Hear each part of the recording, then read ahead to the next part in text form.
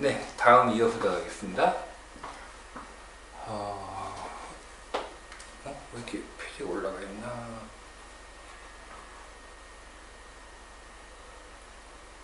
건단, 그 다음에 강남 3구에 일시적 2주택 비과세권 2개 갖고 있는데요. 매도는 8월 중 이후부터 가능합니다. 비강남권 2개도 길게 가져가는 게 나을까요? 한 채 정리하고 한 채로 강남 3구 뚜또이 한 채로 갈아타는 게 나을까요? 이건 요즘 이런 질문도 많이 오는데 취향이에요, 이거는요. 예. 강남 쪽 투자 지금 해야 되느냐고 문의 많이 오시는데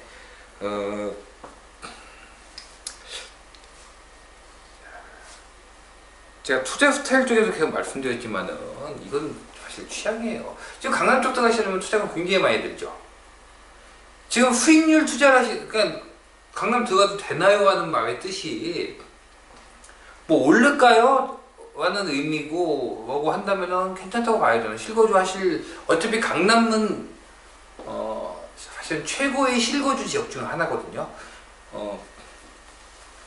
그런 면에서 강남 어차피 들어가 사실 분이라고 한다면은 괜찮다고 보는데 투자 수익이라는 측면에서 봤을 때 괜찮냐고 보신다면 이거는 그야말로 취향이에요. 취향이고 수익률 위주 투자 들어가는 곳은 아니에요. 투자금이 워낙 커요. 강남 같은 데 들어가지고 수익률 하면 거래세도 어마어마하거든요. 그거 다 제하고 그 다음에 보유세 제하고 수익이 나려면 굉장히 많이 올라줘야 되는데 그야말로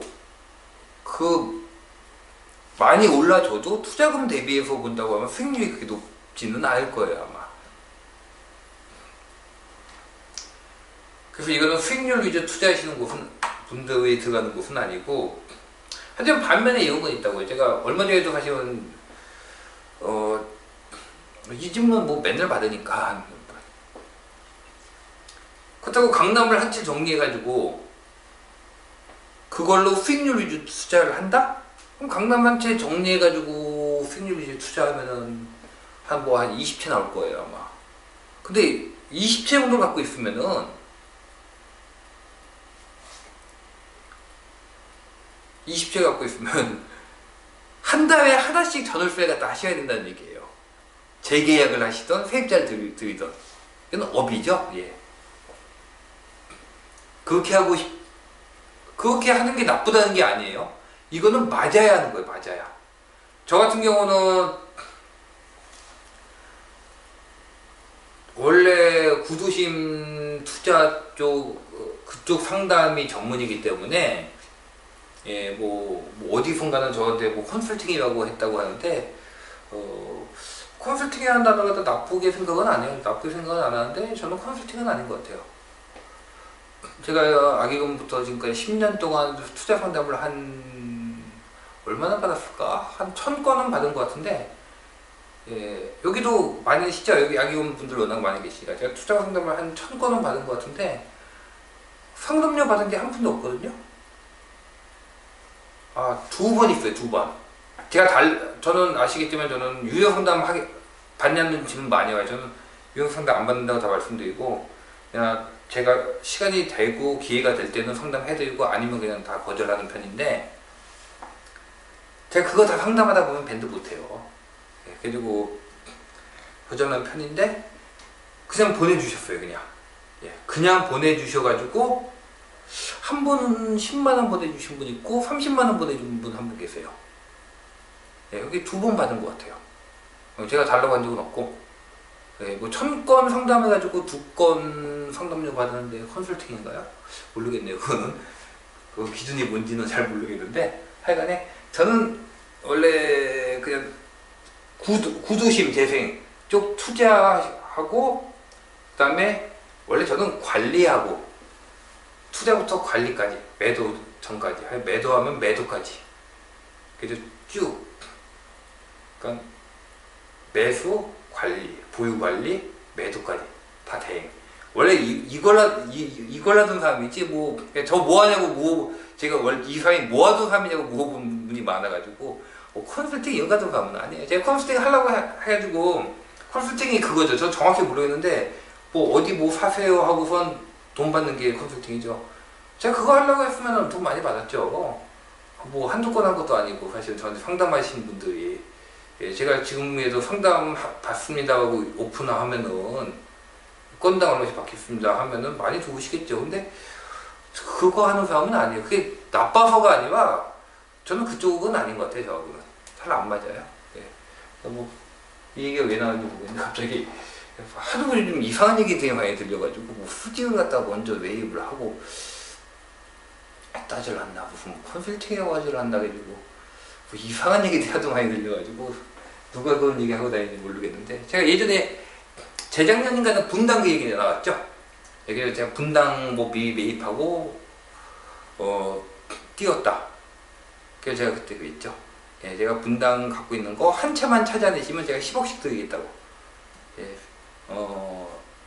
신보험센터 이용하셔도 아마 돈 많이 남을 거예요. 한 채당. 제가 수지도 마찬가지예요. 한 채만 찾아내세요. 채당 제가 10억씩 드릴 테니까 한번 있지도 않은 집을 찾으실 수가 없으실 테니까 한번 찾아보세요. 뭐 있는지. 그런 거 하는 사람은 아니에요. 그냥 없는 얘기 만드시지 마시고. 저도 요즘 들어서 이휘저휘 흉보고 싶어 하는 사람들이 있는 것 같은데 저는 원래 강의하는 사람도 아니고 사실 이거 뭐 그다지 적성에 맞는 사람도 아니에요. 하다 보니까 원래 이거 제가 왜 하게 됐냐면 저는 원래 구도심 재생 이쪽 투자가 전문인데 투자 상담 쪽이 전문인데 하다 보니까 뭘 느꼈냐면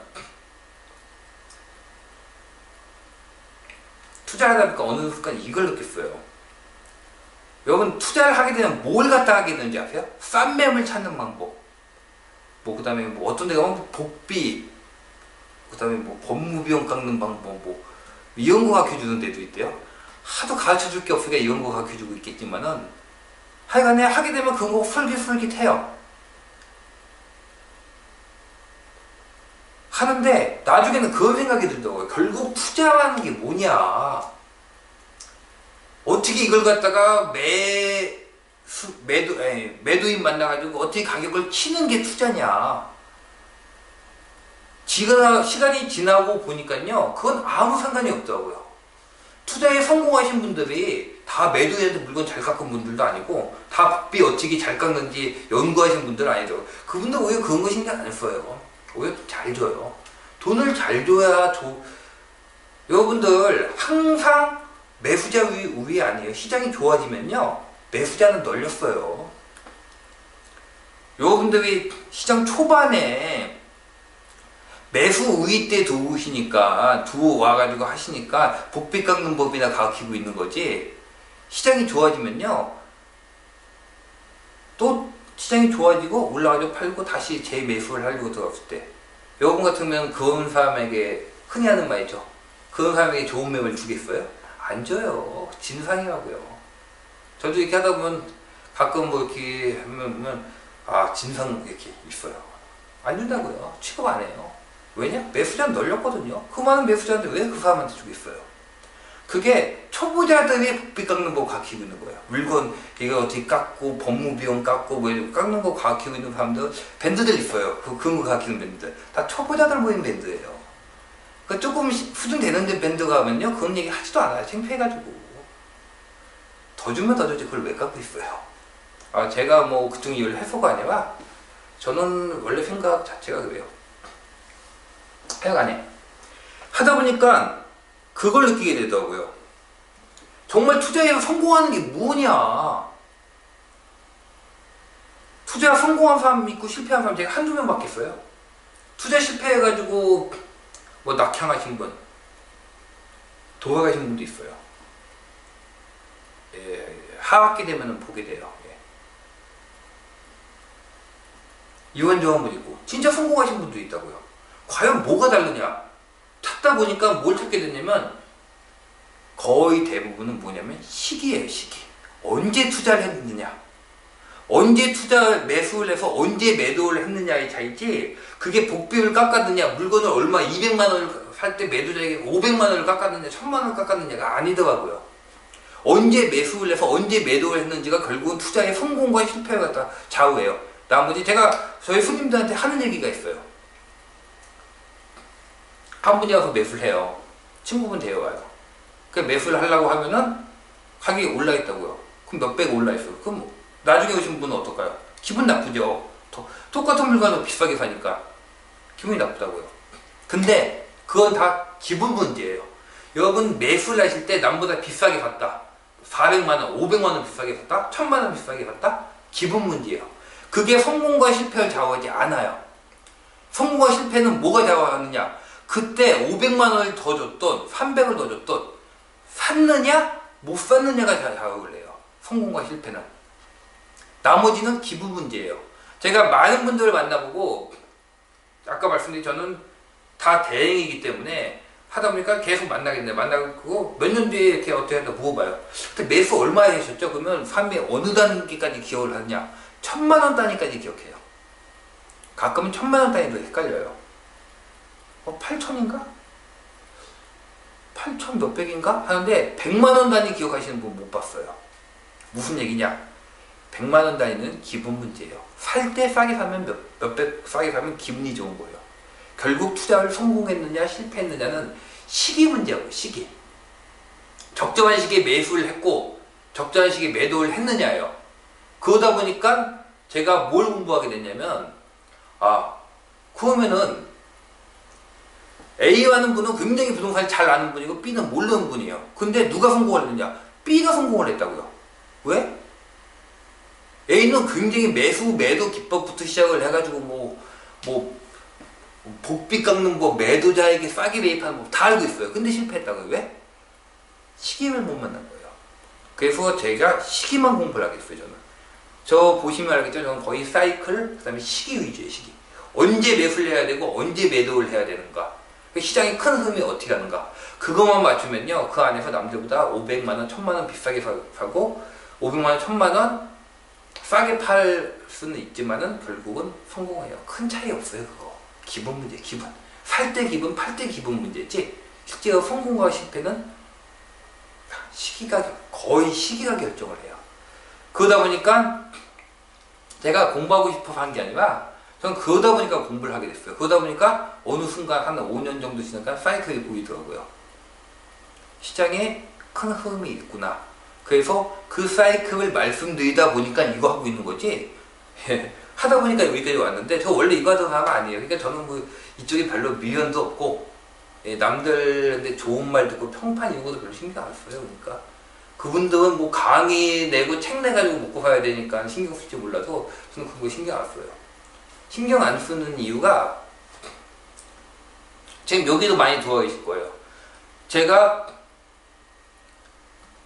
제 걸 막 봐주시는 분들이 다 저를 좋아하셨던 분들이냐면 아니에요. 저 굉장히 욕했던 분들이 많아요. 욕은 아니고 별로 싫어했던 분들. 왜냐? 당장 2010년도였나? 김포 사지 말라. 용령 사지 말라. 제가 사지 말라고 했는데 산 분들 계시거든요. 근데 제가 자기는 샀다고요. 근데 제가 대놓고 거기 안 좋아요. 사지 마세요 하고 썼다고요. 지금 상황에서 거기를 들어가는 건 제대로 된 투자가 아니라고 생각을 합니다. 좋아하시겠어요? 싫어한다고요. 근데 시간이 지나면 결국은 누구 말에 맞는지 알거든요. 부동산이 좋은 게 부동산은 다수결이 아니에요. 결국은 시간이 증명을 해요. 그러면은 저 사람이 그때 맞는 말을 나에게 해준 거였구나 하고 알게 된다고요.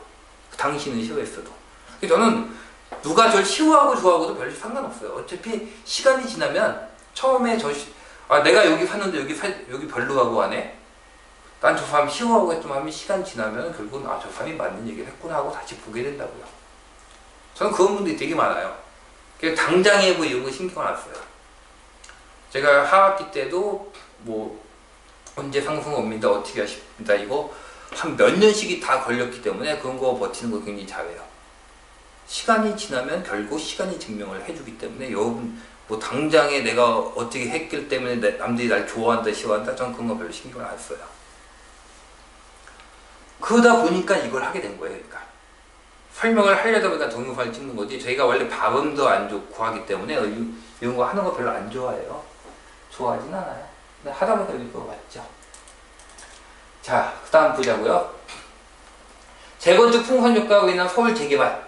자, 재건축을 갖다가 쪼이게 되면은 리모델링이나 재개발 같은 경우에 풍선 효과를 받기는 받아요. 근데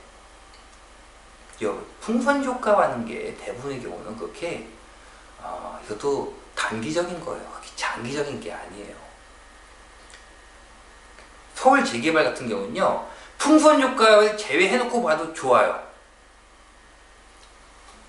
지금 서울의 노후화는 굉장히 심해요. 서울 노후도가 심하니까 어떻게 되면 바깥으로 빠져나온다고요, 지금.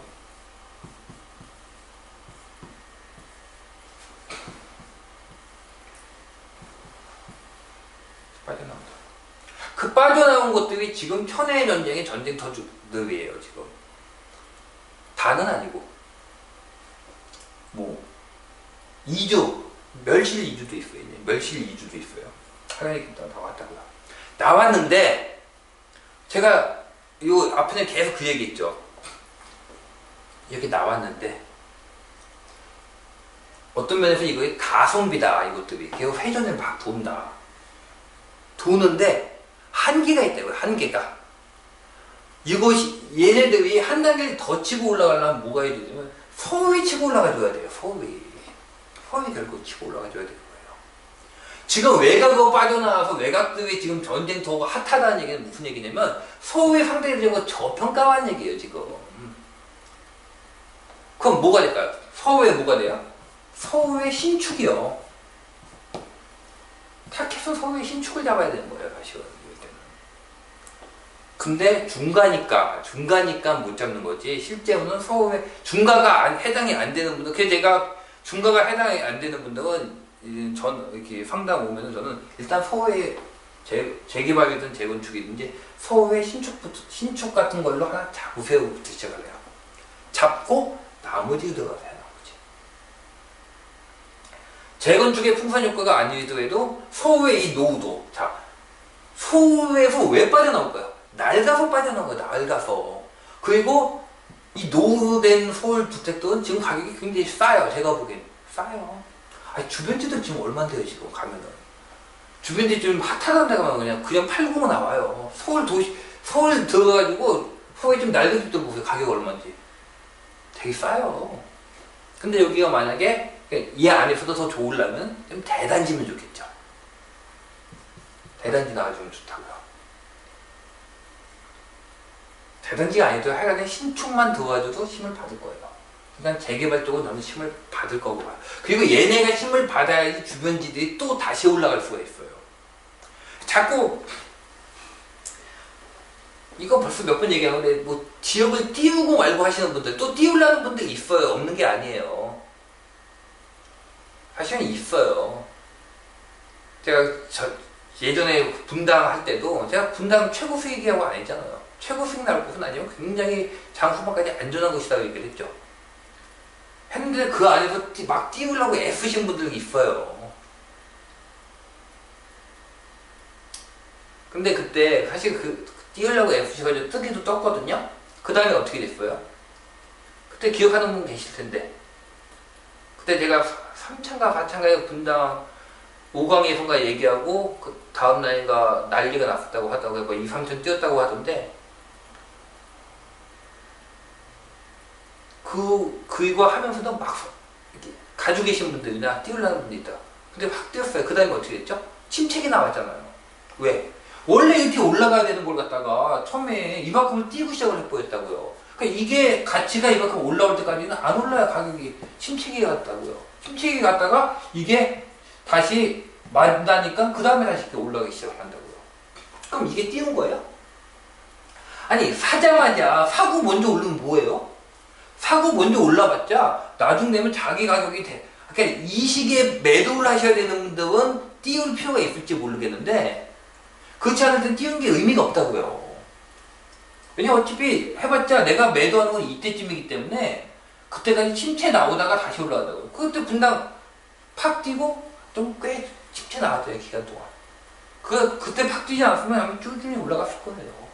그게 의미가 없어요, 그게.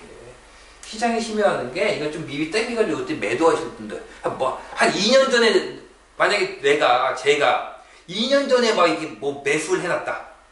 그리고 띄우고 팔고 나온다 하면 의미가 있어요. 제가 2년 전에 수지를 매수를 해놨다 해놓고 지금 이게 띄우고 팔고 나왔다. 아 근데 2년 전에 거길 왜 매수해요?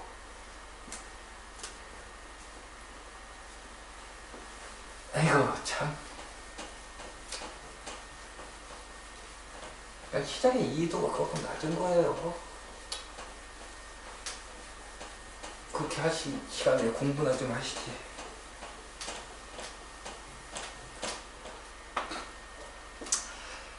지금 이렇게 나왔는데 여기서 한 단계 가려면 서울에 올라줘야 돼요.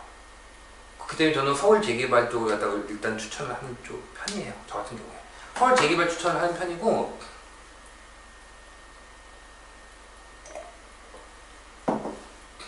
주변 신도시급들 얘들도 괜찮다고 봐요. 나쁘지 않아요. 지금 위외 쪽 굉장히 핫하다고 하던데, 그다음에 미사 쪽 이런 쪽도 괜찮고, 그리고 저는 그 위쪽으로 가지고 내가 서울에서 바깥으로 나온다고 한다면은 어느 정도 정해져 있거든요. 이게 지금 주제하고 안 맞는데, 주제하고 안 맞지만은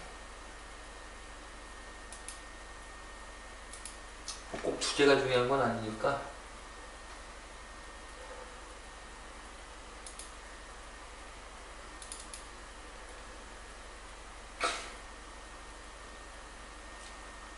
자, 이 기도가 나올래나?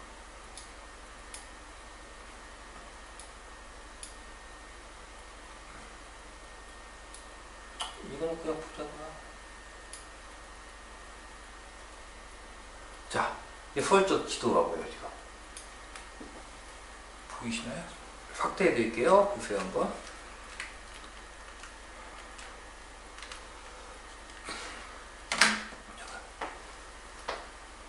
이거 다 안 보이겠다. 네이버 지도 띄울게요.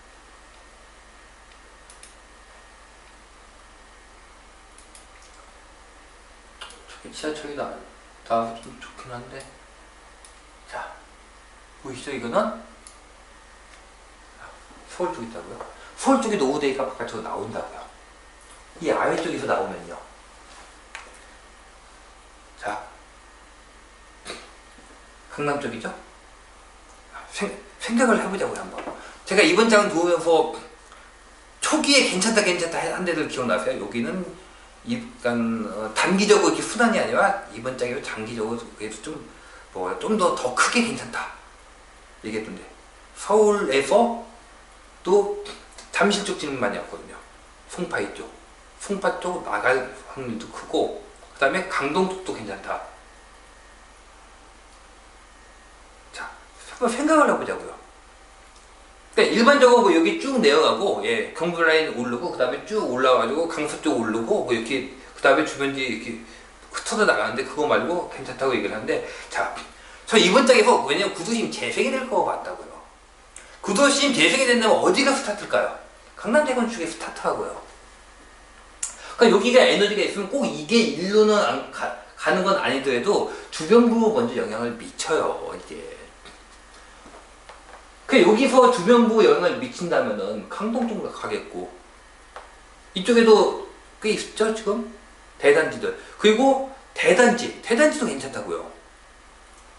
왜냐면 신축 좋다고 했죠. 신축의 확대 개념이 신도시예요. 근데 신도시가 아니면 최소한 대단지. 그러니까 내 집만, 내 동만 새 거가 아니라 주변도 새 거여야 된다고요.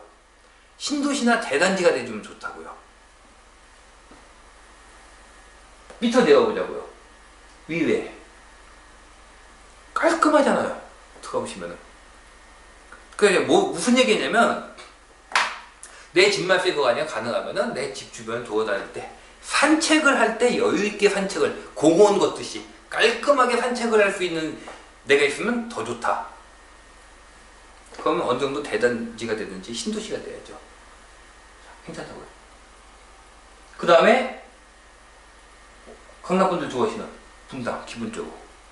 왜 이쪽에 에너지가 있으니까 어디로 가겠어요? 뭐 일로 가겠죠. 가는 게. 대강 생각을 해보면 뭐 일로 가겠죠. 뭐 어디로 가겠어요?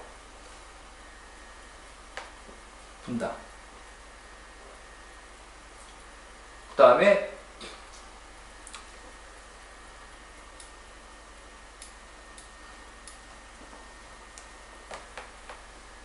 있었죠. 가겠죠. 갈 데가 어느 정도 정해져 있다고요. 일단 여기가 제일 핫한데 갈 데가 이 정도 정해져 있다고요. 화천 쪽. 자, 그런데 여기서 또 하나 조건이 뭐 붙죠? 괜찮은 곳들, 이런 건 다 괜찮아요. 괜찮은데 여기서 과천 쪽 밑으로 내면 인덕원 나오고 그 다음에 안양 쪽 나오죠. 근데 그러니까 분당, 여기서 분당이 지역적으로 연결받아 가지고 괜찮고, 분당이 하는 리모델링 호재를 받아서 괜찮다고요. 괜찮은데 여기는 다음 규제 지역이 걸릴 수도 있다고요. 조금 그게 흠이 되기는 해요. 여기는 그렇다고 하더라도 괜찮은 지역인 건 분명히 맞아요. 그러니까 여기서 지금 수지 같은 경우에 막 띄운 게 아니라 그게 트렌드를 설명을 하려니까 한 거예요. 여기서 해가지고 나오게 되면 양호한 주거 환경 가지고 있고, 지하철 바깥으로 나왔으니까 어떻게 돼요? 안으로 들어가야죠. 왔다 갔다 해야 된다고요. 그러면은 지하철 연결이 돼야죠. 지하철 연결이 되고 나름 양호한 아주 훌륭하진 않더라도, 신도시처럼 훌륭하진 않더라도 양호한 주거 환경 갖추고, 그 다음에 투자금 적고, 딱 트렌드에 수지가 괜찮다. 근데 수지가 막 오를 때다? 아니라고요. 그거는 가성비 지역. 가성비 지역은 가격이 오르면 무엇이다? 가격이 오르면 가성비가 떨어진다고 해요. 상승의 한계가 있는 지역이에요. 그거 설명 안 하고 수지를 얘기한 거지, 수지 들어가시하고 수지 얘기한 거 아니에요. 좀 그냥 지역 얘기만, 그냥 지역만 들으시나 봐요. 무슨 얘기를 하면은 어느 지역, 어디? 그것만 들으시나 봐요. 거기에 딸린 설명 하나도 안 들으시는 것 같아요. 이쪽으로도 보자고요. 그러면 자, 제가 그러면서 뭐 하고 있죠? B급 신도시들, 다산 같은데 B급 신도시도 괜찮다고 얘기를 해줬죠. 좀 괜찮고 보는 편이에요. 이번에 서울이 워낙 낡았어요. 나오려는 수요가 분명히 있을 거예요, 아마.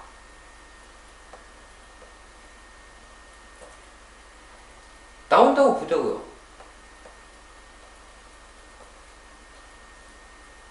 타산, 별내, 그 다음에 의정부. 이렇게 나올 수 있는 건 이 정도예요. 근데 들어간다 하더라도 다산은 새 거잖아요. 새 거. 어느 정도. 별내는 근데 좀 작아요. 새 건데. 근데 좀 아늑한 맛은 있더라고요. 아늑한 맛은 있는데 좀 사이즈가 작아요. 그게 좀 약점이긴 해요. 그래도 괜찮아요. 원래 지금 말씀드리는 이런 것들은 다 약점이 있어요. 다 약점이 있기 때문에. 그 다음에 구도심 재생이 만약에 발생을 한다면 저는 의정부가 먼저 하니까 생각을 해요. 주변부의 구도심이에요. 주변부의 구도심은 서울에서 나오려는 수요도 있고, 나오려는 수요, 나가면 갈 데가 없다 그러거든요. 의정부예요, 의정부.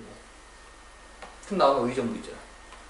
의정부에서 의정부 구도심 통하지 않고 들어갈 수 있는 깔끔한 신도시급이 있다면 그런 데들 괜찮을 거고요. 좀 나와주면, 좀 나와줘도 마찬가지죠. 나올 수 있는 게.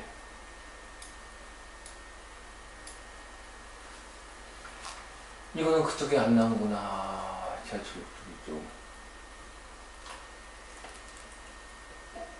삼성. 그 다음에 시험에 이름이 안 나오지? 내가 원우삼성, 지주, 북파발.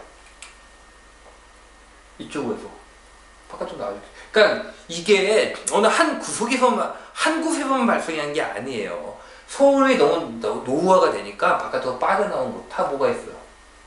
지하철 타고 들어간다고요. 그러니까 이쪽에서도 보자고요. 이거 자,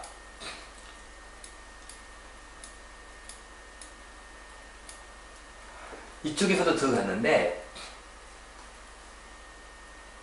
이렇게 뭐 판교야 신도시 중에 마을 것도 없는 대장이니까 격이 달려내니까 제쳐두고, 분당 같은 경우도 나오기 좋고, 지하철역 따라서 들어갔다고. 지하철역 따라서. 시험 받는 데가 그러니까 서울이 노후화돼서 바깥으로 나왔어. 나왔지만 나는 서울 가야 돼. 그럼 어떻게 가지? 아, 서울 내가 가는 곳과 지하철 연결돼야 되겠구나.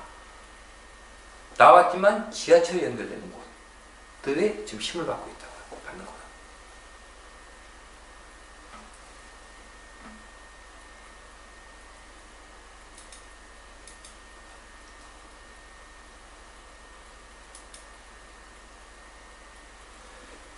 이렇게 나왔는데 힘을 받고 있지만 이곳은 깔끔하다는 것을 갖고 있다. 그렇기 때문에 서울 도심 안에서 재개발, 대단지구 재개발의 말씀을 하려면 그거는 상승 힘이 더 클 거예요. 그리고 걔네가 더 세져야지 얘네들도 다시 힘을 받아요.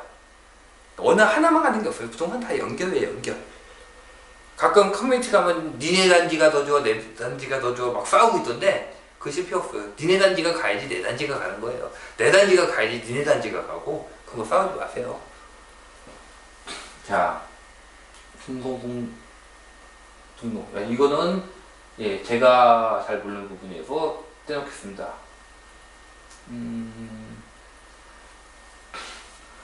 분당구의 열기가 내려온 건지 수지 쪽 구축의 가격이 움직이고 있습니다.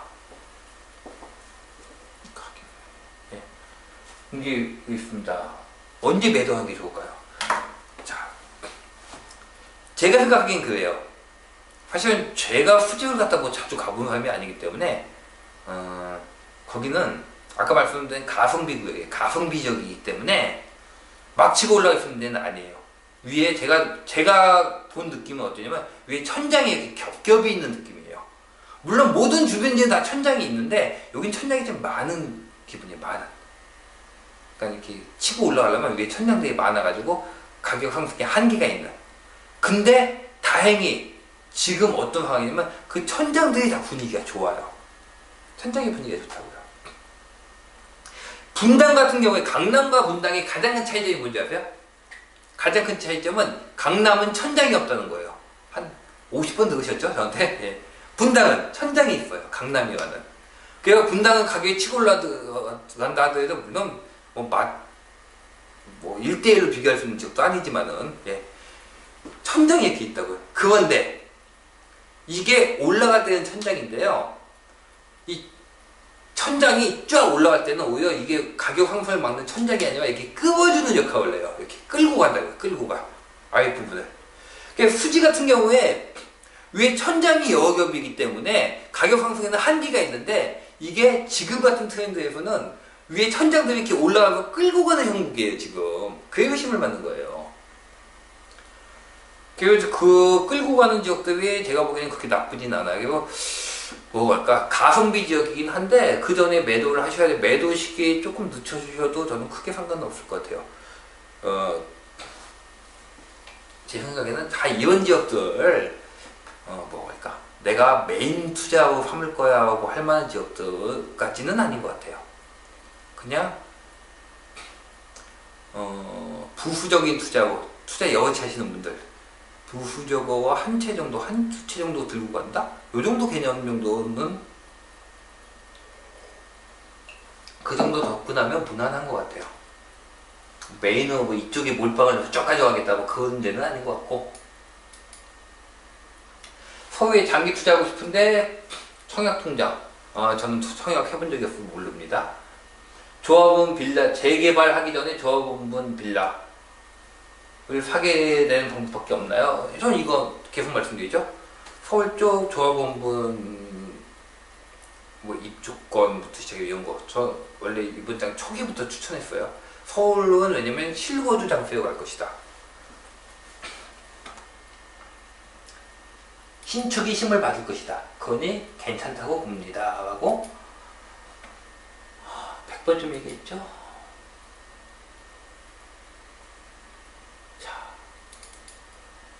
이거 원래 다시 꺼내 쓰이자요. 원래 제가 예전 나중에 하려고 했던 자료인데 보자고요. 진짜인지 아닌지.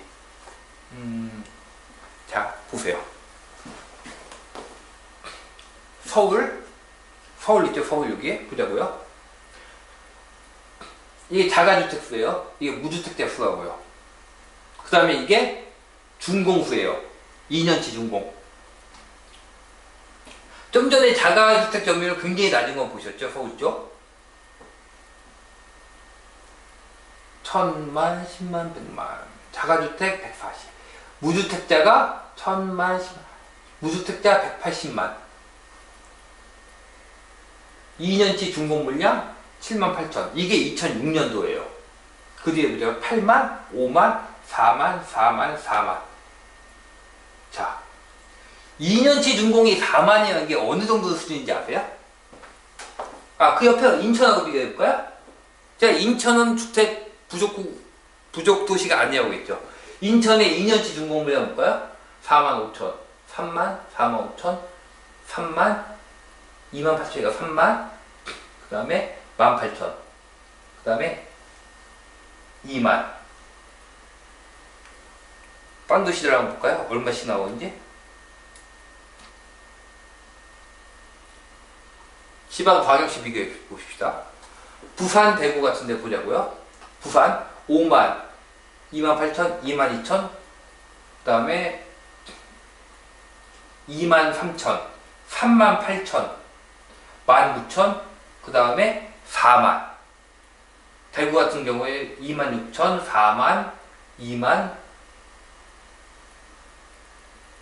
26,000, 53,000. 다시 서울 봅시다. 78,000, 83,000, 5만, 48,000, 43,000, 42,000. 어때요? 느낌이? 최근에 4만. 서울의 주택 부족이 아니라고요? 김현미 국토부 장관이 얘기했죠. 서울의 예년보다 입주 물량이 많아지고 주택 부족 구간이 아니라고 본다. 물량 보세요, 지금. 2016년 기준으로 입주 물량이요. 42,000이에요, 42,000. 부산, 대구도 4만에서 5만이 나오는데 서울이 42,000이 나오고 있어요. 이게 부족이 아니면 뭐가 부족이에요, 도대체? 자, 18년도.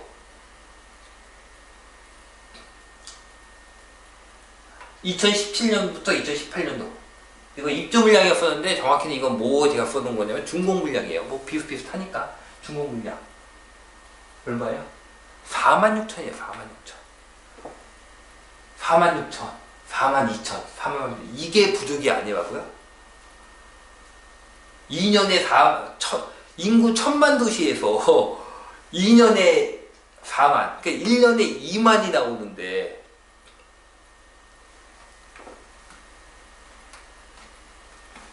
게다가 또 보실래요? 2016년도에 서울이 멸실이 많이 넘어요. 입주가 1년에 2만이거든요. 그러면 1년에 2만이 입주를 하는데 10,000명이 멸실이 많이 나왔어요. 당연히 부족해요, 이거는. 이거는 당연히 올라갈 수밖에 없는 거예요, 지금. 그래서 제가 서울 제일 안전하니까 이번 장 초반부터 서울 그냥 안전하니까 그냥 들어가 쭉 계시면 된다고 얘기를 하는 게 이거는 부족이라고 볼 수밖에 없어요, 서울 쪽. 이건 나중에 제가 입주 물량 볼 때 다시 한번 해드릴 건데 수도권도 보자고요, 한번. 자, 보는 김에.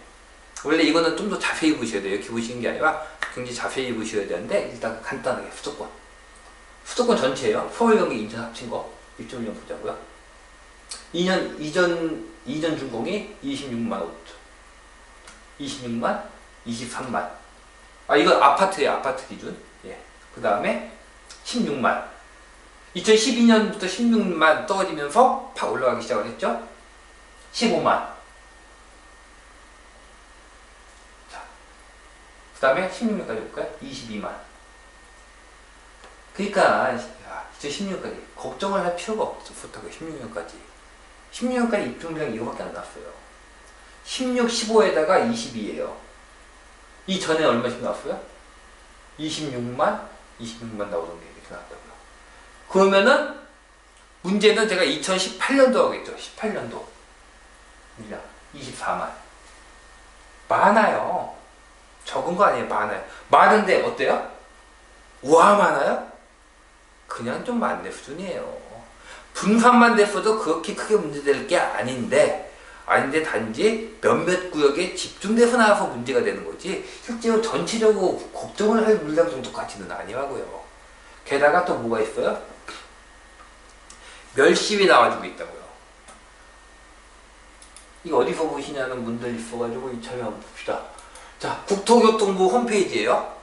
자료가 어디서 보냐고 물어보시는 분들 국토교통부 홈페이지를 가시면은 여기에 정보마당이라고 있어요. 위에 보시면 정보마당 들어가시면 여기 통계 정보하고 있어요. 전 거의 여기서 봐요. 보는 거 뭐 다른 데서 보는 것도 있는데 정보마당에 제가 지금 이거를 옆에서 보면서 하니까 잘 실르네요. 통계마당 국토교통 통계누리 딴 것들도 한 번씩 보시면 재밌는 거 많아요. 통계 여기저기 많은데 주택 승인 통계 거의 이거 보는데 이나리표 보시면 뭐가 있냐면 멸실 현황 주택 멸실 현황이에요.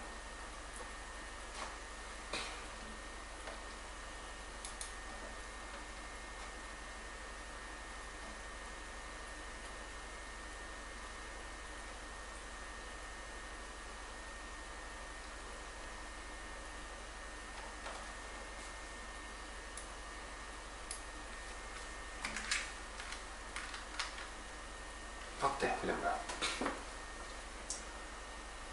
16년도 이렇게 보니까 또 여러분들이 이게 감이 없으실 거예요. 이렇게만 보면은 시계연료 외우도 한번 보여드릴게요. 한 해치를 보면 여러분들이 감이 안 오실 거예요.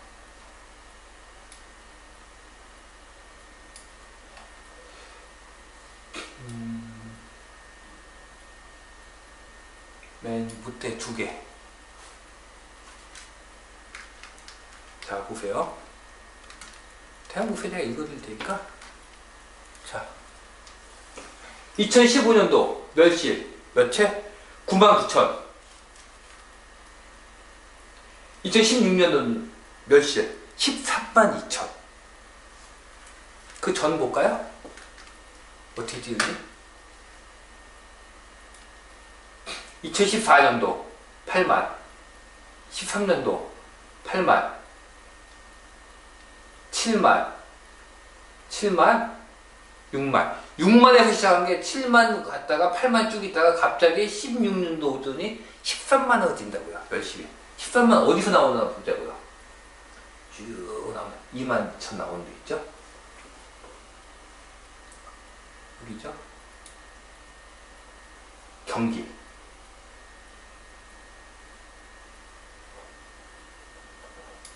서울. 보이시죠? 멸실 나오는 게 다 어디서 나오느냐? 이거 각종 시도예요. 1000, 9000, 7000, 4000, 2000, 3000, 4000.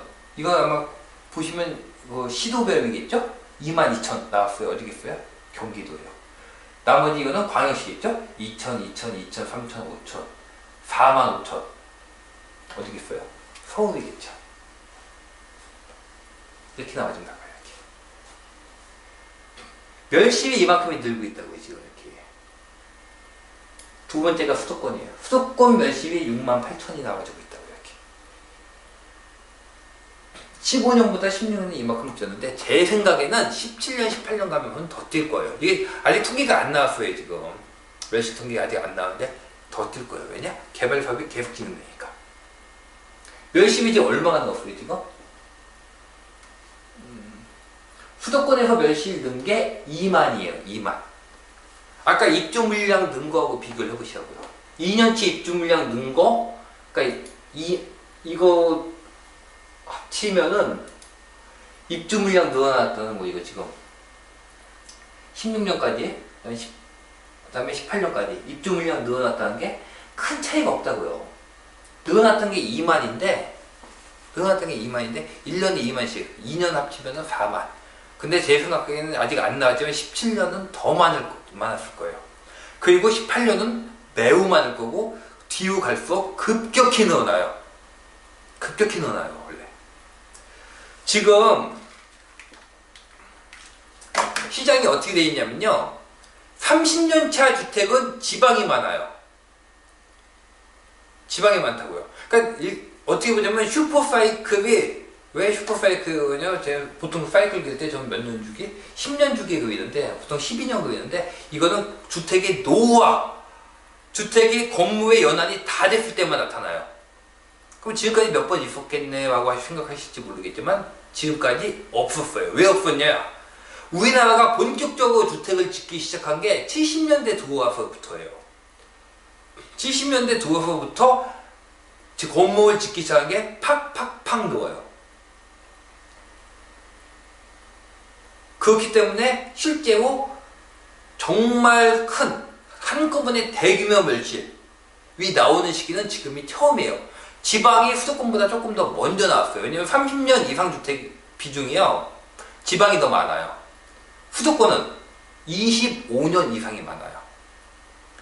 이게 이제 30년 차로 달려가고 있다고요.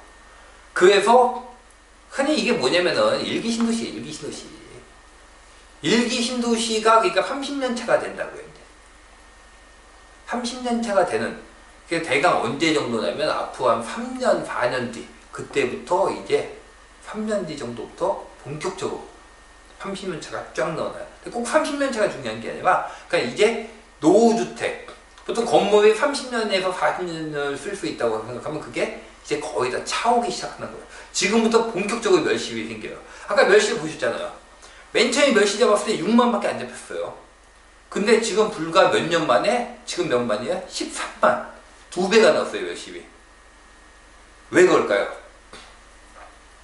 이게 건물 막 짓기 시작한 건물 연한이 이제 멸실이 처음으로 닥친 거예요. 그게 아마 지방의 이번 상승장의 지방이 상당히 길게 상승을 하는 이유가 아마 그 건물의 노후도 때문일 거예요. 그래서 제가 이거 일종의 슈퍼사이클 여겼어요. 그러니까 상승 하락, 공급에 의한 상승 하락이 아니라 건물 노후도. 노후화에 의한 대규모의 공급 및 대규모의 멸실로 나오는 거. 이거는 몇 년에 한 번? 몇 년의 기간을 갖는다고요? 30에서 40년이요. 이게 이제 처음 나오기 시작해요. 그렇기 때문에 상승 기간이 더 길어질 수가 있고, 그래서 제가 이번 사이클에서 구도심 재생 쪽으로 갈 것이라고 얘기를 했던 거예요. 자, 이렇게 멸실이 늘어난다고 한다면 이 정도의 공급 물량이 늘어난 건 크게 문제가 안 될 거예요. 오히려 순간적으로는 더 부족이 발생을 할 수도 있다고요.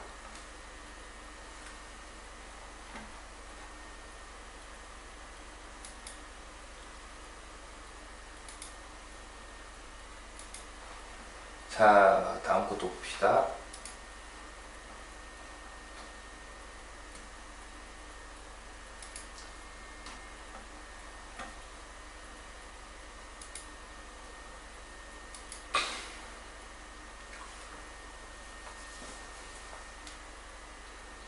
서울에 사는 무주택자입니다. 2살짜리 아기가 있고 마포 쪽에 실거주 아파트를 보고 있는데요.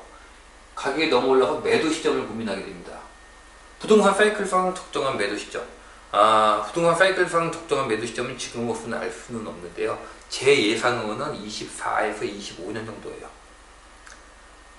24에서 25년 정도가 아마 그러니까 22년, 23년까지는 제가 보기엔 무난하게 갈 것 같아요.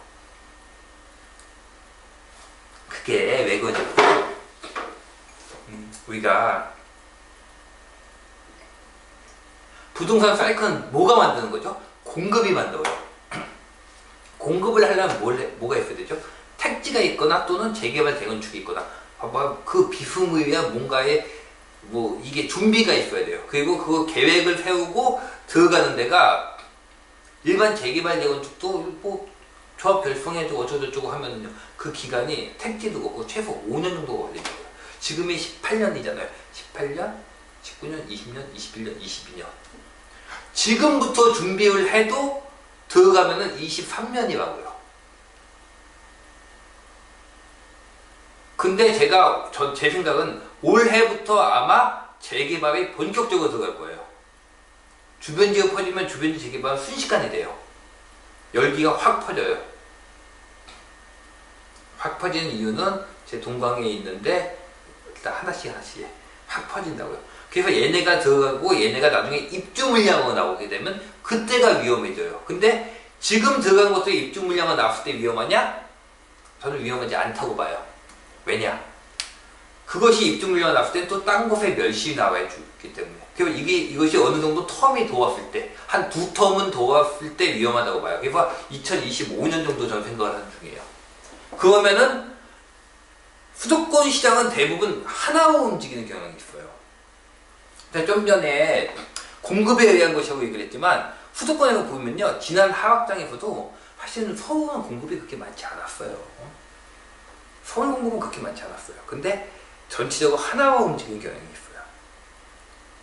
그렇기 때문에 시장이 2024, 2020 일단 4, 5년 정도를 하락기라고 본다면은 지금 얘기하는 건 의미가 없고, 일단은 지금은 별 생각 없이 그냥 쭉 보유하시면 돼요.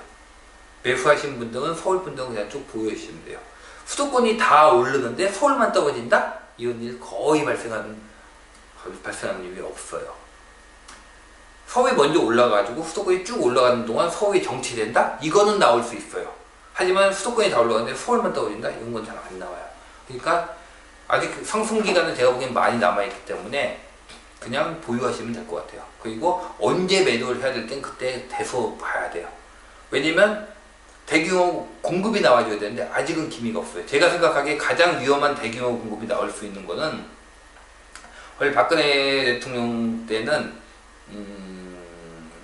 뉴스테이 쪽을 생각했어요. 뉴스테이의 주거환경 사업, 이게 대규모 공급이 나올 수 있는 패턴이거든요. 그래서 좀 걱정을 했는데, 왜냐면 뉴스테이가 주거환경에 들어가면 용적률이 500%까지 가능해요. 그러니까 이거 구도심, 노후 도심들 싹 건드려가지고 용적률 500% 하게 되면 이거 상당한 대규모 물량이 나와요.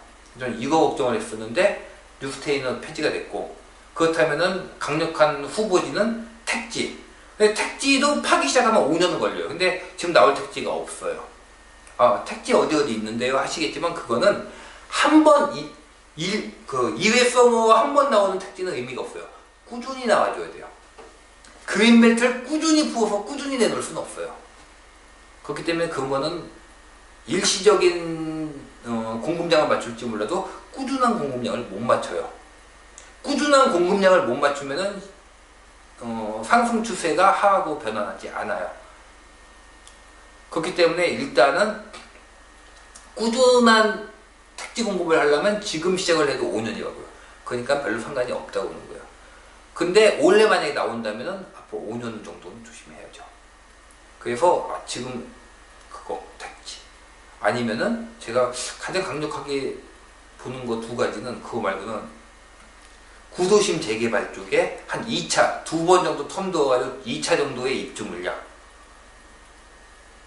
아니면은 공적 임대, 이게 뉴스테이의 주거환경 사업하고 비슷한 패턴으로 될 수 있거든요. 진행된다면 아마 이게 올해 진행될 가능성이 굉장히 커요. 공적 임대의 확대는 기반 맞추고 하는 건 아마 본격 스타트는 올해가 될 확률이 굉장히 커요. 올해, 그리고 제가 2018년도 올해 지켜봐야지 한다고 했던 거예요.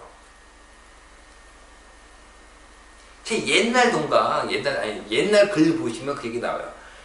실제 그러니까 이번 장의 끝이 언제인지 택지인지 뭔지를 보려면 2018년도를 봐야 된다고 말씀드린 게 있어요.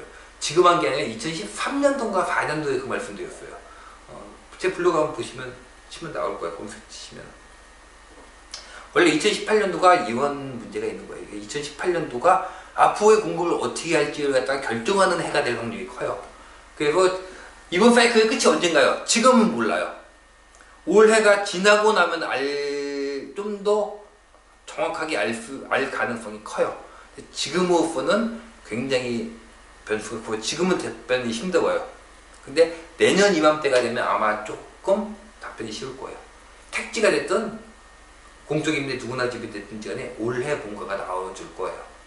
그쪽으로 방향을 잡았다면 그거 보고 결정하시면 돼요. 근데 그래도 어차피 4, 5년 뒤이기 때문에 어떻게 하셔봐? 보유하고 계신 분은 그냥 가지고 가세요. 당장 급한 문제 아니에요. 그건.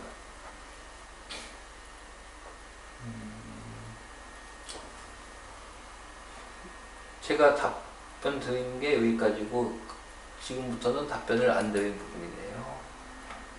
다음 댓글 보기.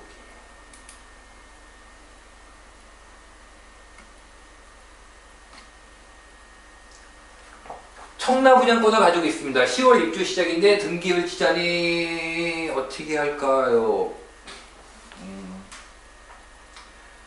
사이클 위에 잡았는데 위에를 재건축부 옮겨야 되는데 어떻게 해야 될까요?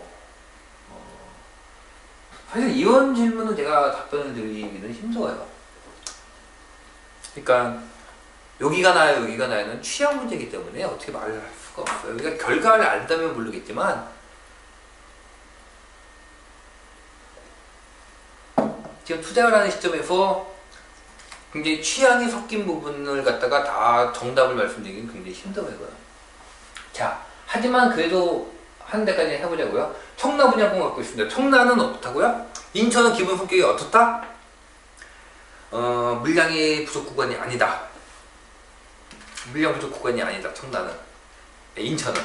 청라는 바로 옆에 뭐가 있다? 아까 지도에서 보여드렸죠. 2000시간에. 루원이 있다. 그 위로는 검단이 있다. 그 다음에 밑으로 쭉 내려오면은 송도 쪽 연결되고 그 다음에 시흥 연결되는 이 구간도 물량이 역시 있다. 그러면 어떻게 된다? 입주할 때 아마 전세가가 약할 가능성도 크다. 그래서 돈이 들어갈 거다. 아마 그 말씀이신 것 같아요.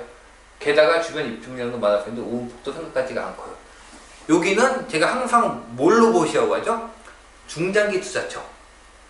발전 가능성은 좋아요. 발전 가능성은 좋고 또 뭐가 있냐면요. 시장이 이렇게 사이클 이렇게 타잖아요. 시장이 끝쪽으로 갈수록 어떻게 돼요? 발전 가능성. 시장 끝쪽으로 갈수록 발전 가능성이 힘을 받아요. 그리고 자 실거주 이번 장은 실거주에서 시작했어요. 그래서 발전 가능성, 개발성으로 간다고요. 실거주는 특징이 뭐예요? 실거주가 좋으니까 전세 가격이 높다고요. 투자금도 적어요. 시장에 힘도 받는 데다가 투자금도 적어요. 최고의 투자처죠. 발전 가능성이 큰 곳들은 차선책이죠. 그런데 시장이 진행되면 어떻게 돼요? 여기가 가격이 올라가죠. 그럼 여기가 어떻게 돼요? 투자금이 커져요. 이제 투자금이 커진다는 게 같은 조건이 돼버린다고요. 이 정도 조건이 돼야지 그 다음에 발전 가능성을 보고 발전 가능성, 개발성이라는 게 뭐예요? 결국은 시세 상승 포기하고요. 그렇기 때문에 발전 가능성을 보고 이쪽으로 가는 거예요. 그리고 딴 데가 많이 올라야지, 청라 같은 데는 딴 데가 많이 올라가야지 이제 그 투자금이 막 커져야지 그 다음으로 보는 곳들이에요. 아시고요. 그리고 그것도 그렇고 이 발전 가능성이라는 거는요. 발전은 뭐예요? 미래라고요. 실거주는요. 지금이에요. 즉 미래를 보는 게 발전 가능성이에요. 그리고 어떻게 될지 모른다고요. 그렇기 때문에 여기는 저는 항상 중장기 투자처로 가져가시라고 말씀드려요. 청라 쪽 중장기 투자처로 본다면은 꽤 괜찮은 곳이에요. 아까 말씀드렸다시피 청라, 송도 발전 가능성을 본다면은 송도가 좀 낮고 실거주성을 본다면 청라가 좀 나아요. 그나마 둘 중에서는. 그래서 제가 이번 장 초기에는 청라 쪽이 오히려 나을 거라고 했죠. 아시죠? 그리고 후반부 갈수록 송도 쪽이 나아질 거라고 말씀드렸는데 둘 다 발전 가능성 쪽에서 도톰이 키재기긴 해요. 예. 청라 투자 어떻게 보느냐? 좋아요. 근데 이분에게는 안 맞을 수도 있는 거예요. 그게 취향이 하는 거예요. 이거는 어떻게 하는 게 더 좋다 나쁘다. 근데 당장에 잔금을 칠 때 주식을 처분하거나 대출을 끌거나 해가지고 힘들게 된다. 장 중반은 뭐가 중요하다? 유동성이 중요하다고요. 즉 안 맞는 거예요. 이거는요. 그때는 매도하시고 전세가가 빈을 받쳐줄 만한 곳으로 들어가신다든지 오히려 서울에서 아까 천혜전쟁 여기 얘기할 때 쭉 나온 데 있죠. 요는 전세가가 받쳐줄 수 있는 곳이에요. 근데 그래도 아마 지금은 흔들릴 수도 있죠. 저기 경불라인 쪽에서 물량이 나와주니까 그럴 때는 전세 낀 거 매입을 하셔가지고 한 내년 정도 돼가지고 전세 만기 내년 하반기 정도 돼가지고 전세 만기 나오는 걸 갖다 들어가시면 차이 아마 날 것 같아요. 그런 쪽으로 투자처를 등록을 하셔도 되고. 왜? 청라가 안 좋아서? 아니요. 취향 문제예요. 이거는. 시장이에요. 근데 투자자가 이거 부담스럽다 느끼시면은 그건 갈아타셔야죠. 그거는 거기에 나빠서가 아니라 유동성형은 중요하니까 그냥 다 맞는 투자처가 있는 거예요. 강남 잠실 재건축으로 옮겨가고 싶습니다. 타이밍을 언제 잡아야 할지 모르겠습니다. 자,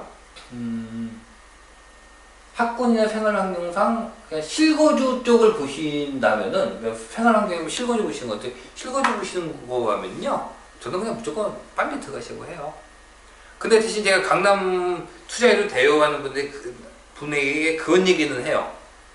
강남 들어가시면 여러분 제가 2015년도 중반기부터 아주 귀에 못이 박히게 중심부 재건축 얘기죠. 중심부 재건축 이 얘기 한 100번은 한 것 같은데 했지만 그때 제 말을 듣고 매입을 하신 분들이 모두 다 해피하실까요? 행복하실까요? 늘? 아니에요. 고생하신 분들 많아요. 지금 와서 보니까 그게 아무것도 아닌 것 같았지 당시에 2015년도 말인가에 15년도 말인가에 순간적으로 2억 정도 하락한 적이 있어요. 잘 기억 못하는 분도 계실지 모르겠는데 15년도 말인가에 2억 정도 하락했어요. 순간적으로 그냥. 그래서 저 울면서 전화도 받았다니까요. 그래서 제가 그분에게 한 달만 버텨보세요 하고 얘기를 했는데 한 달이 힘드시면 2주에도 버티고세요 했는데 아마 그들이 또 금세 회복을 하긴 했어요. 그리고 강남이 지금 많이 올라왔죠. 이게 무슨 뜻이냐면 진폭이 있다고요. 진폭 버틸 수 있는 분이면 지금 근데 그때 그 정도 2억 정도의 순간보가 나오면 2억 정도의 진폭이 나오는데 지금은 어때요? 가격이 더 올랐다고요. 그러면 진폭이 어떨까요? 어떻게 될까요? 진폭이 더 커질 거예요. 그거 버틸 수 있는 분이시면 나는 어차피 강남에 살아야 돼. 집이 있어야 돼. 그리고 어차피 있어야 되기 때문에 어차피 내가 나중에 들어간다 치면 중간에 뭐 휘청 하더라도 상관없어 하는 분이면 매입하시고 그때 전화 온 부분처럼 나 사고 몇 달 만에 2억 떨어졌어요. 뭐 잠도 안 와요. 뭐 무조건 어떻게 뭐 완전 멘붕에 빠지셨다고요. 그런 분이면 매입하지 마세요. 그건 안 맞는 거예요. 그리고 수익률 위주로 들어가는 것도 아니기 때문에 수익률 차이 주변부로 쭉 뿌려주는 게 수익률은 더 좋으실 거예요. 그러니까 이거는 취향이에요, 취향. 근데 그렇다고 해서 나중에 강남에 오른 다음에 주변부 쭉 올랐다고 그걸 다 팔고 거길 들어간다. 그것도 쉬운 일은 또 아니에요. 어차피 강남을 들어가실 생각이시라면은 요즘 좀 주춤하다는 얘기도 있는 것 같더라고요. 그럼 매입하세요, 그냥. 추세를 보세요. 변수는 추세가 이거면은요, 변수가 여러분 아시다시피 추세가 이거하고 이렇게 쭉 가나요? 실제로는 이렇게 가는 거예요, 이렇게. 이게 좀 과장이 심했는데 이렇게 가다가 흔들림이 있는 거예요. 이때는 우리가 언제 들어가야 돼요? 이렇게 갈 때. 이렇게 자대놓고 쭉 돼가지고 이때 상승보다는 이때가 중반까지만 돼도 괜찮아요. 하락하고 약 2주 안에 매입을 해서 이렇게 하실 거예요? 아니잖아요. 추세 보고 들어가세요, 그냥. 그때도 2억 떨어졌다고 했는데 그 2억 정도 떨어진 거 제 기억에 얼마 안 갔어요. 1주가 2주 갔어요. 금매들 몇 개 나왔던 거예요, 그게. 자, 제 강의를 들으시는 분 중에서 10%만 달려가서 난 이거 살 거야 해가지고 달려가셨더라도 그 금매는 없어요. 이미. 예, 한 20-30명 전화 오면 금매 걷어들였겠죠? 순간 다 없어진다고요.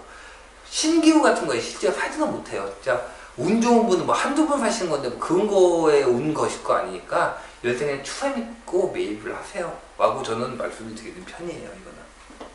어차피 변수는 왜냐? 변수는 우리가 알 수가 없으니까. 우리가 알 수 있는 추세를 보고 가는 게 좀 낫지 않나 싶어요. 강북 재개발 지역 그중에서도 용산과 마포가 뜨겁습니다. 가디얼 뉴타운, 은평구 수박 증선. 예, 이거는 어느 정도냐의 차이가 문제지 무조건 번져요. 번지는 거는. 시장이 하는 건요. 자, 사이클이 진행이 되죠. 범위가 넓어져요. 사이클이 진행이 되면서 범위가 좁아지는 경우는 없어요. 게다가 이번 장은 구도심 재생이 메인이라고요. 구도심 재생이라는 건 계단형 피라미드로 진행이 돼요. 이게 뭐예요? 이게? 이 밑변 이게 범위요. 범위가 넓어진다고요. 걔가 넓어지면서 진행을 해요. 그렇기 때문에 결국에는 주위가 번져나가. 단지 시차가 문제예요. 시차가 문제인데 대부분 어떠냐면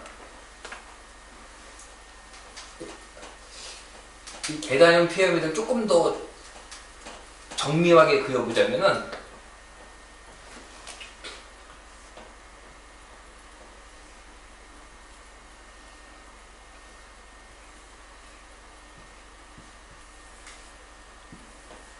이렇게 돼요. 이게 시간이에요. 처음에는 번지는 속도가 늦어요. 근데 번지는 이게 시간. 이게 범위는 이렇게 넓어진다고요. 그리고 이만큼 진행이 돼서 얘가 시작을 하고 이만큼 진행이 돼서 얘가 시작하는데 얘는 요만큼만 진행하면 바로 시작하고 얘는 요만큼 진행하면 바로 시작해요. 그 다음에 바로 시작. 밑으로 내올수록 번지는 속도가 빨라져요. 왜 그럴까요? 가격 때문에 그래요. 그냥 뭐 평당 뭐 5천을 가는 곳, 4천을 가는 곳, 그 다음에 뭐 이렇게 해서 2,500, 그 다음에 1,500, 그 다음에는요 1,300, 1,200. 격이 좁다고요. 가격 격차가 좁아져요. 밑으로 내올수록. 그래도 여기는 순식간에 쫙 번지게 돼 있어요. 보통 수도권은 한 1200, 1300 정도 되면 확 번져요. 거의 어지간한 곳은 사업성이 다 나올 거예요. 그게 아마 올해 하반기 정도 될 거예요. 중반기, 하반기. 빠른 곳은 지금부터. 그래가지고 이제 수도권이 거의 평당 1200, 1300 근처가, 1200 정도 근처가 왔어요. 근데 지금부터는 재개발에 진입하는 도입, 시작 들어가는 곳들이 확 번질 시기가 됐어요. 아마 원래 많이 번질 거예요. 구도심 재생 쪽은. 그리고 서울 같은 경우도 마찬가지예요. 확 번질 때가 됐어요. 그러니까 근데 여기 서울은 단지 뭐가 문제냐면 이거는 재개발 같은 경우는요 지자체장 권한이에요. 지자체장이 못한다고 막으면 못해요. 그리고 이거는 단지 가격만 보면 이건데 지자체장 권한이기 때문에 지자체장이 막을 수는 있는데 제가 보기에는 계속 막지는 못할 것 같아요. 그게 결국은 번져 나간다고 보는 편입니다.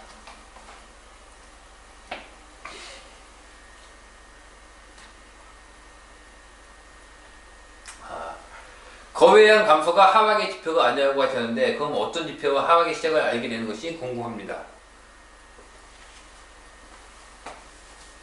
자, 거래량의 감소는요 하락의 지표가 맞아요.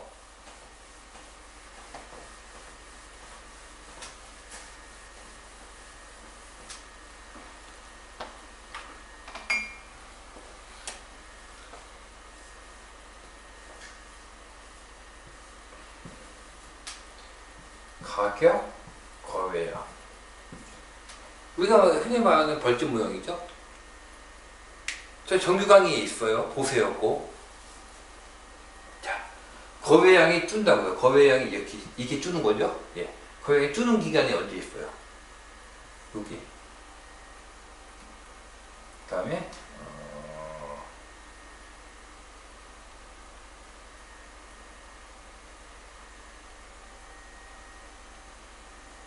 거래량이 이렇게 가는 걸까?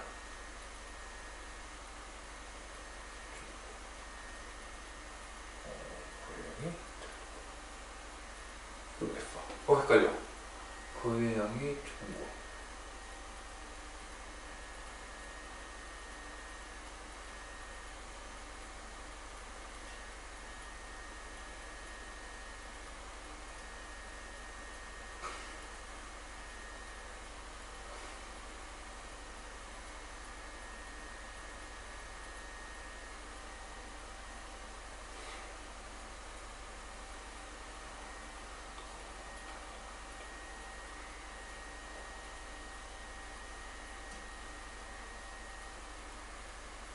저도 지금 갑자기 헷갈리고 있어요. 제가 새벽 한 2시간 넘어갔더니 네, 그냥 이거 놔두고 그냥 이걸로 볼게요. 거래량이 하는 게 가격 하락의 지표하고 모아봤는데 보세요. 거래량은 뭐가 일어나면 이렇게 생각을 해보세요. 거래량이 언제 줄까요?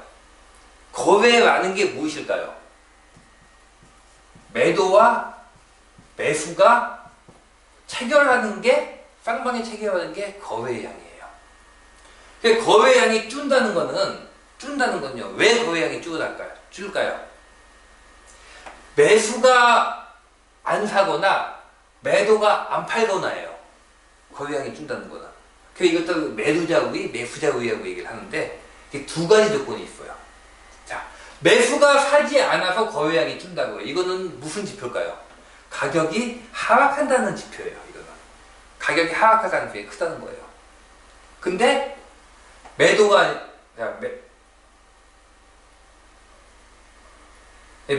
안 산다는 거예요.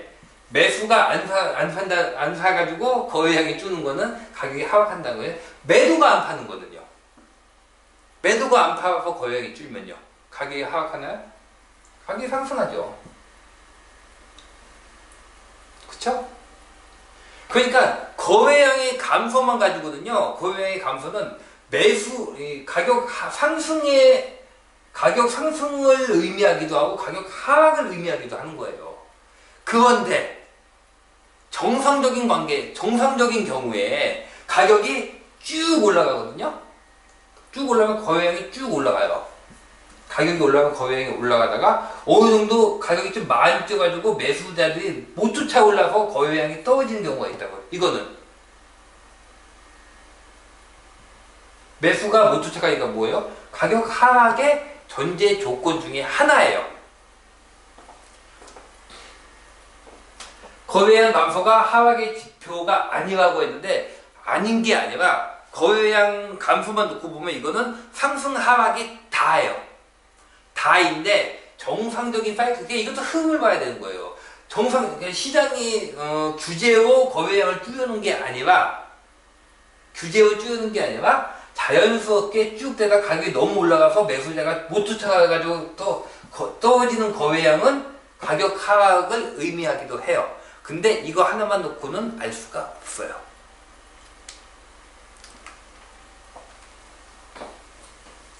우리가 이 다음 질문에 그게 있더라고요.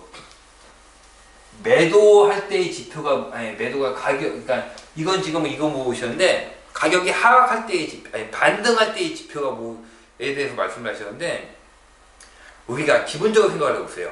시장이 많은 건 왜 시장인 줄 아세요? 투자가 왜 투자인 줄 아세요? 우리가 뭐에 거는 건지 아세요? 알 수 없는 것에 걸기 때문에 투자예요. 누구나 다 아는 것에 건다면 그건 투자가 아니에요. 그거는 그냥 거래예요. 거래. 불확실성을 먹고 사는 게 투자예요. 근데 시장이 올라갈지 내려갈지 갖다가 한두 가지 지표 알 수 있다? 이거는 시장이 성립하지 않아요. 이거는 A라는 지표만 보면은 A라는 지표가 뭐 1일 때는 올라 0일 때는 떨어져 라고 생각을 하자고요. 이 A라는 지표가 2일 때는 오르고 0일 때는 떨어지는 걸 모든 사람이 다 알고 있어요. 이 상태로 투자가 성립을 할까요? 투자가 성립 안 해요. 그러니까 한 가지, 두 가지 지표 알 수 있는 게 아니고요. 또한 한 가지, 두 가지 지표가 굉장히 정확하다 하더라도 거기는 반드시 예외가 있어요. 제가 자료 만들고 보면서 느낀 게 뭐냐면 항상 예외가 있어요. 예외. 그러니까 공급량이 중요해라고 얘기를 하지만 공급량이 늘어났음에도 안 떨어지는 경우가 있어요. 또는 떨어지는데 하락이 아니라 침체, 조정 정도로 끝나는 경우도 있거든요. 이게 예외의 경우가 항상 생겨요. 그리고 한두 가지 지표만 가지고 시장의 상승과 하락을 알 수 있는 건 아니에요. 하락의 시작을 안다면은 하락의 시작을 알기보다는 그건 뭐라고 얘기를 해야 되냐면 공급량이 과다. 공급량이 과다. 그러니까 제가 그때 뭐하고 설명을 드렸냐면 그런 것 같아요. 여러분 불이 나려면은 뭐가 있어야 되죠? 공기 빼고 연료가 있어야 돼요. 그 다음에 불씨, 연료와 불씨가 있어야 된다고요. 공급량이 과다하는 거는 제가 보기에는 연료예요. 근데 이 불씨는 뭐가 될지 몰라요. 대부분의 불씨는 공급량이 과다가 연료고, 대부분의 불씨가 뭐냐면 집중적인 과공급, 뭐 가격과 전세가가 팍 떨어지는 게 이게 대부분 스타트점이 되는 경우가 많거든요. 근데 그거 외에도 뭐가 있냐면 지난 장에서는 서브프라임 모기지원 사태 같은 게 그 역할을 해줬다고요. 외부 변수가 하락의 스타트점 역할을 해주기도 해요. 그런데 연료가 없으면 순간적으로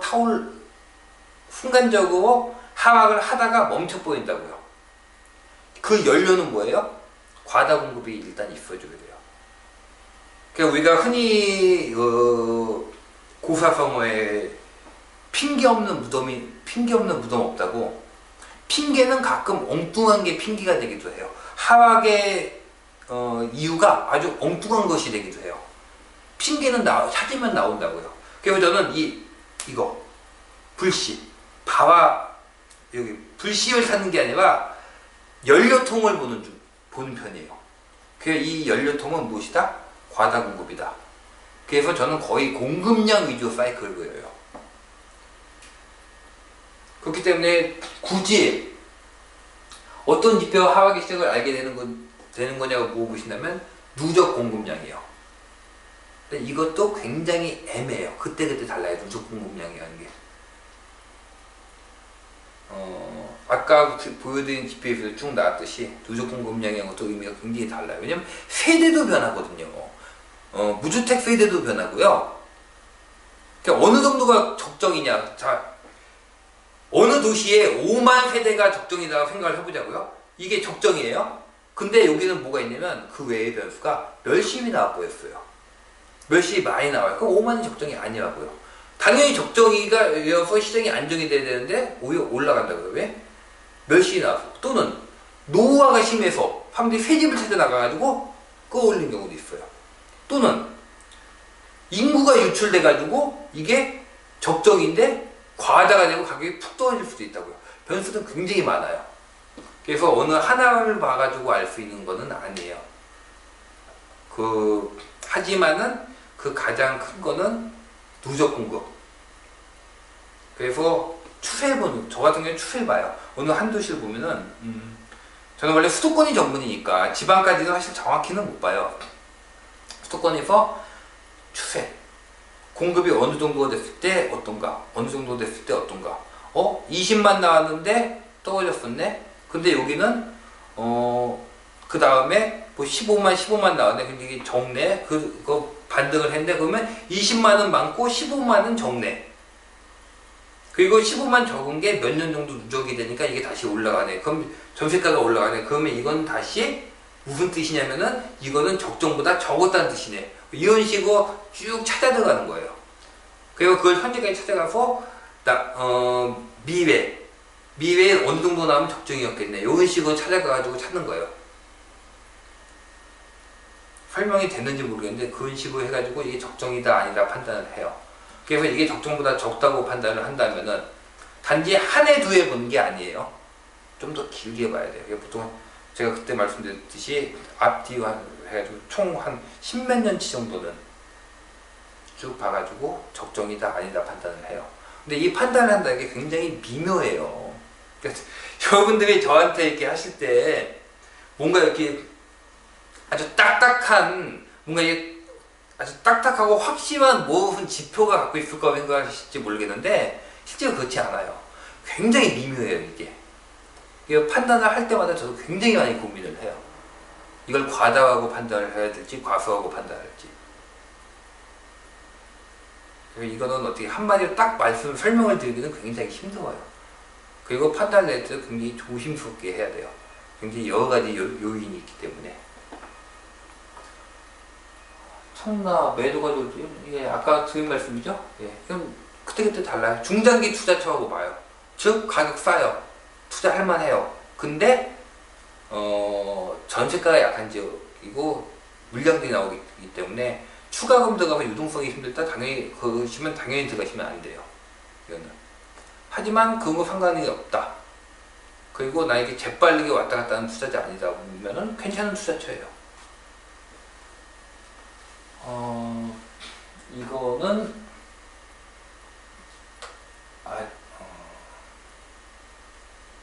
좀 더 김수현 사회수석의 책을 보고 전월세 잡아서 부동산 안정시키려고 한다. 이 부분은 조금 설명할 게 기워요. 이거는 끊고 다음에 질문과 답변, 지금이 2편이었으니까 2편 3편 정도에서 다시 설명을 드리도록 하겠습니다. 일단 오늘은 여기까지 하겠습니다. 고생하셨습니다.